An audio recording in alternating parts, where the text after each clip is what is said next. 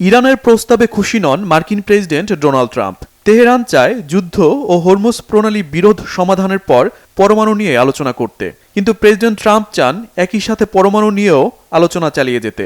মঙ্গলবার মার্কিন কর্মকর্তাদের বরাতে রয়টার্সের প্রতিবেদনে বলা হয়, ইরানের দেয়া প্রস্তাবে পরমাণুর বিষয়টি স্থগিত থাকায় মার্কিন প্রেসিডেন্ট সম্ভবত এটি গ্রহণ করবেন না, আর এতেই আবারও আলোচনার ভবিষ্যৎ নিয়ে অনিশ্চয়তা তৈরি হয়েছে। এর আগে ইরানের দেয়া প্রস্তাব নিয়ে সোমবার জাতীয় নিরাপত্তা পরিষদে বৈঠক করেন মার্কিন প্রেসিডেন্ট ডোনাল্ড ট্রাম্প। এ বিষয়ে আশার বাণী দেন হোয়াইট হাউসের মুখপাত্র ক্যারোলাইন লেভিট। বলেন, মার্কিন প্রেসিডেন্ট সহ দেশটির নীতি নির্ধারকরা এ প্রস্তাব গুরুত্বের সঙ্গে খতিয়ে দেখছেন। এদিকে ইরানকে বিশ্ব অর্থনীতি জিম্মি করতে দেবে না বলে সতর্কবার্তা দিয়েছে যুক্তরাজ্য।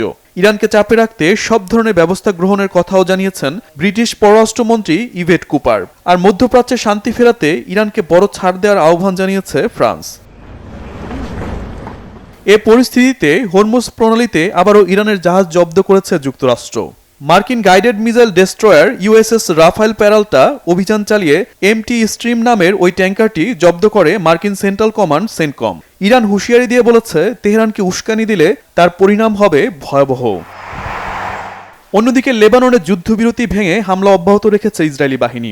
17 এপ্রিল থেকে এ পর্যন্ত কমপক্ষে 40 লেবানিজ নাগরিককে হত্যা করেছে তারা। Shahid Arafat, Bangla Vision, news desk.